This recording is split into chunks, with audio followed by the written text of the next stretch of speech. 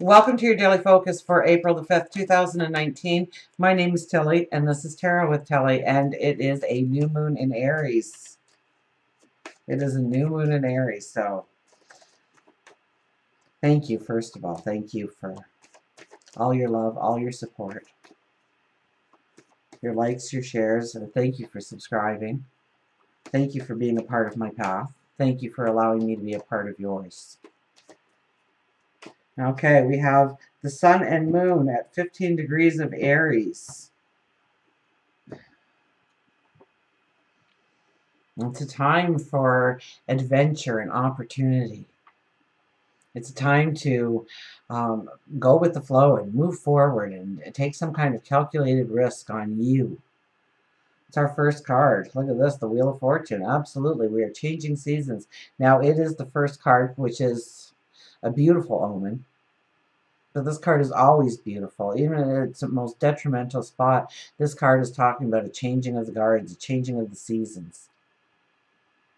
Leaving the past behind, stepping into new experiences. Maybe that's love, good health, a career choice. New adventures, new learning opportunities. You're the High Priestess next. Well, happy new moon, huh?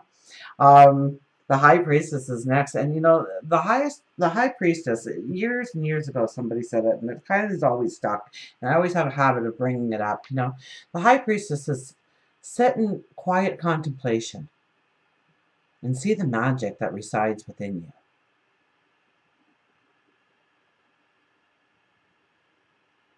She's the magic of the moon.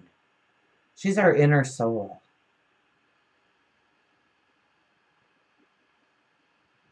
This is believe in the magic that is rightfully yours. And especially following the Wheel of Fortune. You know, it lays on the new beginnings side of the wheel when we lay it down. It's about the magic that can come into your life. The Hangman, oh my goodness. The Hangman, now it is in detriment. So, wow, where are we not allowing ourselves to accept just what is? So in other words, we're not hoping that something else is in its place. You can miss your whole life just hoping for your tomorrow and forgetting about your today, which is really where you're making those beautiful moments, those flashes of memory that'll bring a smile to your face for years to come. Accepting what is. This is what I've got to work with now. How do I go forward with it? A little bit of practicality, perhaps. I don't have it, so I'll work around it. Or letting go of something, or maybe it's giving up control or some kind of surrender to something that you've been fighting. It's about taking time to reflect. Give up those new moon affirmations, absolutely. But it could be just a time to reflect. I mean, the High Priestess is asking us to reflect, to see the magic within us. The Hangman says, take time to just be. Put your ego aside. What truly makes you happy? What brings joy to your life? And, you know, it's kind of funny because today's numerology is the 12 energy, which is the Hangman, which is the year's energy. 2 plus 0 plus 1 plus 9 is a 12. And then we go to the 3, which is the Empress. 10 of Wands. 10 of Wands. Here we are. Oh my goodness. Look at us. Look at us running into our new beginnings here, people. Well, this tells me that we have baggage that we need to release. Maybe it's a fear. Maybe it's an anxiety. And we have lots of thoughts right now. We have lots of goals and dreams and desires, but we also have obligations and responsibilities.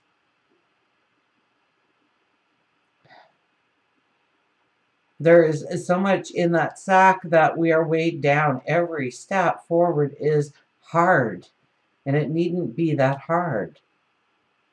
So as much as I don't want to say it, I'm hearing about the pause button again. We need to stop. We need to take that sack off of our backs. We need to look at each one of those wands and say, okay, this idea, this goal, this obligation, this responsibility has growth. But there's some deadwood there. It doesn't need to be in our lives. And I'm not telling you to shirk your responsibilities or obligations, but figure out if they're yours, first of all, to have. And if it's something that you don't want anymore in your life, then you still have to meet the obligation and responsibility, but you also are making the plan of how to leave that obligation and responsibility, to not have it yours anymore. And that could be as much as you don't like your job and you want to do something different, but the job pays the bills. So what do? You know, you can't just quit the job. That chances are that won't work. So we do the job. Pardon me. We do the job,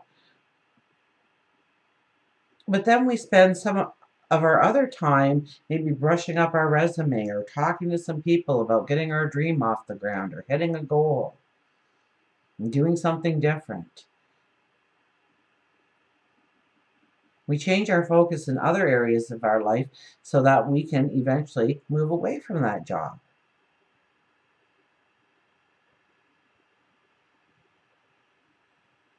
So what's weighing you down? What burdens you? Or maybe it's a fear. Maybe it's an anxiety. Maybe it's a bad habit. Maybe it's a behavior. Does it have growth potential? Does it move you forward in the way you want? Is it complete deadwood and you've been carrying it around? And how do you, you know, if it's an addiction or a bad habit or a bad behavior, it's going to take time to actually change it into a good behavior, a good habit, a good addiction. Your passions, your dreams, yourself. Make yourself the addiction, for goodness sakes. And our final card is the Eight of Cups. How beautiful is that? I love equating this card with the child that grows and it's now they're at adulthood. It's time to leave the house. It's time to step forward in independence, into new growth, into new adventures, into new possibilities, new learning experiences, careers, jobs, different things within the community, our spiritual life. Everything's about to change. And yes, we have to redefine some of those things that have helped us to get to now, but do we really need those things in order to go forward? Very much like the young adult who sits there and says goodbye to mom and dad in the stereotypical world. And mom and dad's love don't stop, but the way they love, how they support, does. And we step into that independence and with the sadness that we're kind of, you know, going off on our own, and yet with an excitement and a happiness and a joy and a sense of adventure. And those are the things we're going to be feeling with this Aries energy. And getting excited about our path forward and where we're stepping into, and knowing that this doesn't necessarily disappear or evaporate in our lives, but it comes to symbolize different things for us. Different ways of supporting us, different ways of giving us love, respect, support.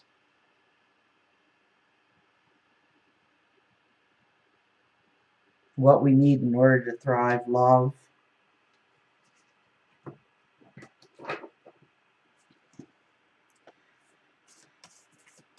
First three cards out of the chute, though, is the Wheel of Fortune, the High Priestess, and the Hangman.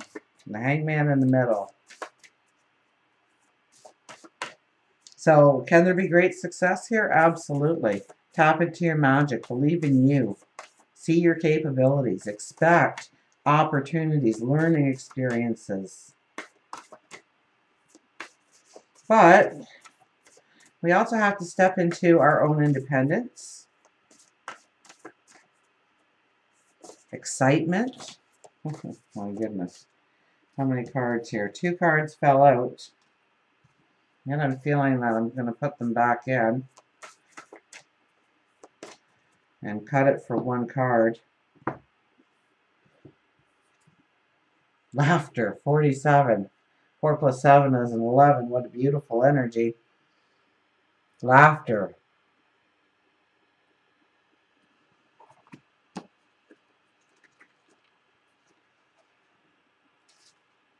Laughter breaks up stagnant energy, gets things moving, helps to relax you.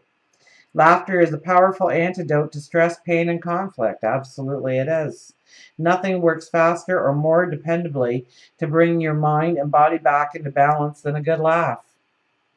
Humor lightens your burdens, inspires hope, connects you to others, and keeps you grounded, focused, and alert. Now, look for laughter. Look for where you enjoy life. I guess this is what it's saying. Um, we need to look towards our happiness of where we're going, right? That's this card. We're looking forward. We're not looking backwards. And even when I was talking about the Ten of Wands, I wasn't so much saying that we need to sit within the bad things. We need to understand how we can let them go, how we can move into a balance, how we can move into a happiness, how we can move into a joy. Where's that card? We're looking forward. Get excited today. Do something to raise your energy. I think that was the one of the cards of yesterday, or one of the messages of yesterday. Do something different, or maybe it was in Patreon. I'm not sure, but do something different. If horseback riding makes you smile, then go horseback riding. If bicycling makes you smile, bicycle. If baking cookies makes you smile, working on a car engine makes you smile. What do you enjoy doing? What makes you just feel grounded and happy and joyful? That you're not doing in your life, you're not experiencing in your life because of all these extra burdens and responsibilities. And how do you get back to having those things in your life and yet meeting your commitments? And sometimes our commitments and our obligations and our anxieties is a lot about just not facing our fears and looking it in the eyeball and saying, enough, no more. I'm doing it a different way. I'm doing it in a different way. We'll get our animal cards here.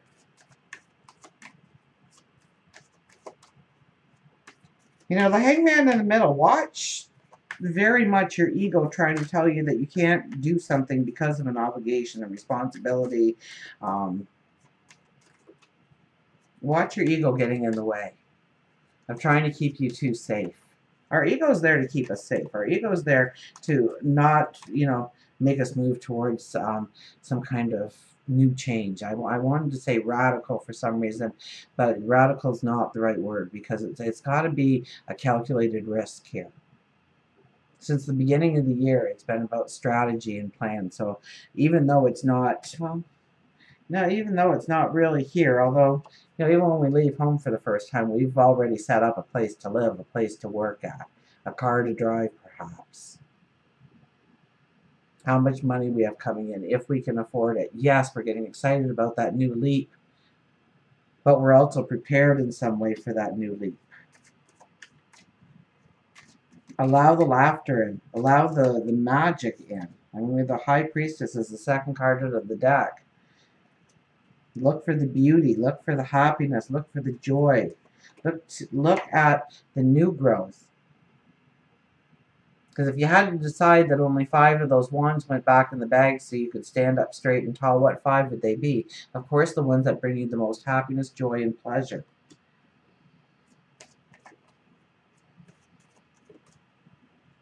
But I don't think we can just discard them as easily as it is to unpack the bag and repack.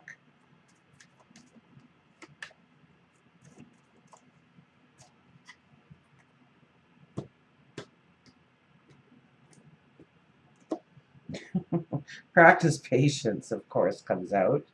Practice patience. Look at that moon.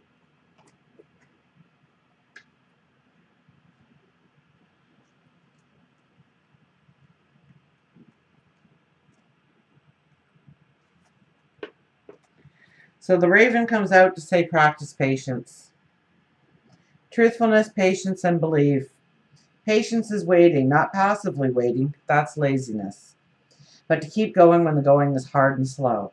That is patience. Raven reminds you that this situation involves a whole lot of patience, a matter that has recently arisen, affecting your ability to be truthful with yourself, along with others. Raven speaks the truth with love and patience. Don't mind the time or fear that time is running out, that you've missed the boat in some way, you've started too late. Nonsense, I say. Nonsense. Instead, believe that what you want to have happen will happen, but it's going to take time. No matter the category of life that you require patience in, whether it's love, finances, career, health, it would benefit for you not to focus on the clock, but instead work on building a strong foundation around you. It is the right time, and you will know when that time happens that you will fly again. You may not know all the factors yet that are preventing your wishes from coming true, and you don't need to. You only need to believe that the moon will light the way and will help guide Raven to the right place at the right time.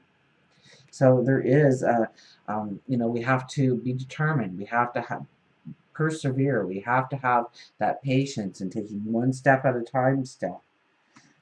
But to realize that that magic is around us, that the seasons are changing. I mean, the Wheel of Fortune, Aries, the I am, the first sign of the zodiac, the spring, the new beginnings, the birth, the new starts, the new opportunities. And the Wheel of Fortune comes up, telling you that the chapters that you've walked through are ending. And it's time to step forward into the magic, your magic, your gifts, your talents, your abilities, what you want out of life. And yeah, in some ways it's going to be really scary and different and uncomfortable. And in some ways it's going to be really exciting and beautiful and bold. That's because it is a new moon. Get a Journey of Love card as well.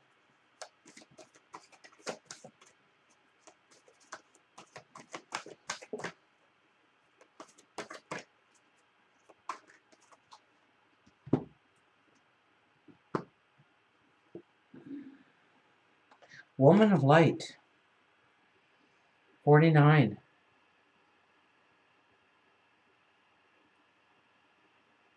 Woman of Light.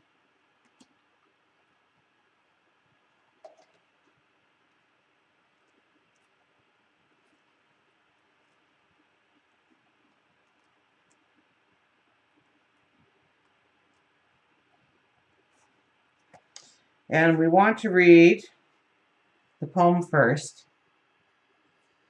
I asked God for a deepening of my love without realizing that the deeper I was willing to go, the more it involved letting go of any part of myself that wanted to love and still be safe. In surrender to the possible lay the greatest potential for love at levels before unknown, like a cistern that holds the nectar of life and gives its precious liquid only to be filled again with nature's flow. Such knowingness is a gift, for if you can embrace this blessing, you can live without question, relaxing and replenishing with each breath, with each kiss, always whole.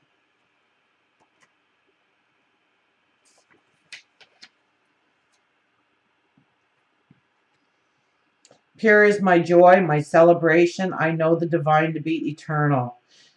There is no limit to my peace, to my pleasure, as I rise and rise and rise again. Capable am I of receiving the light, of accepting the next level of illumination. I am sacred flesh coming to light.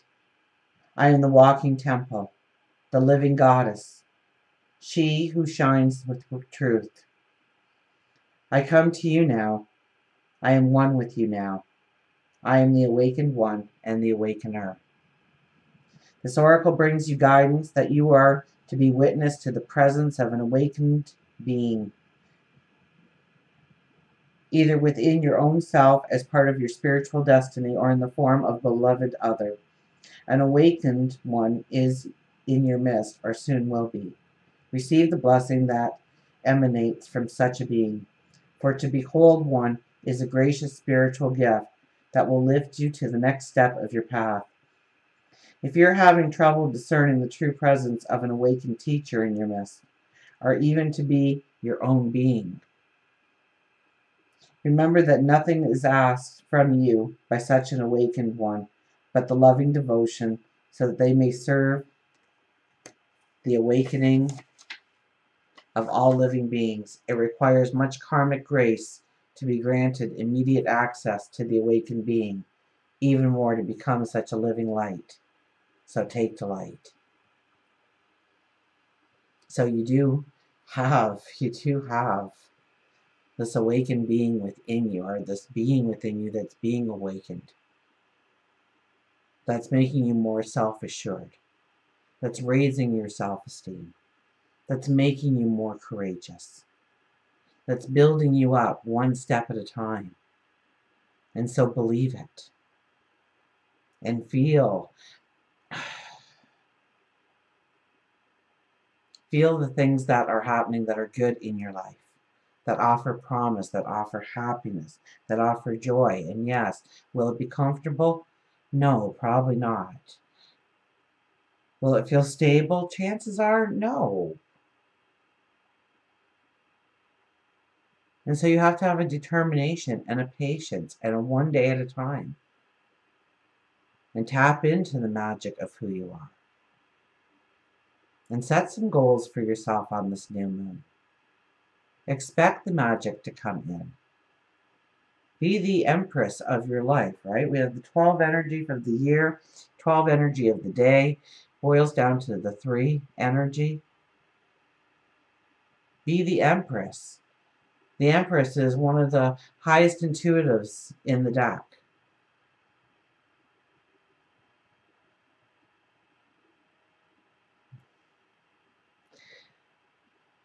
But the empress is also the highest of royalty, one of the highest of royalty in the deck.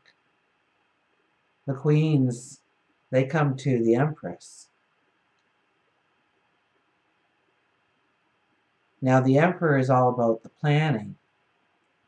The empress is all about the planning too, but more the birth. The birth of an idea, the birth of a goal, a dream, a desire, a path. The birth of a new relationship, a new best friend. The birth of redefining yourself in some way, maybe spiritually, maybe health-wise, maybe with who you are, what talents and abilities you bring forth.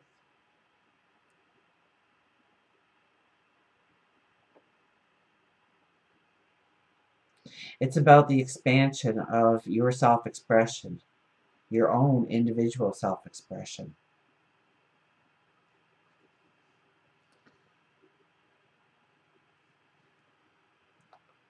The woman of light or the man of light.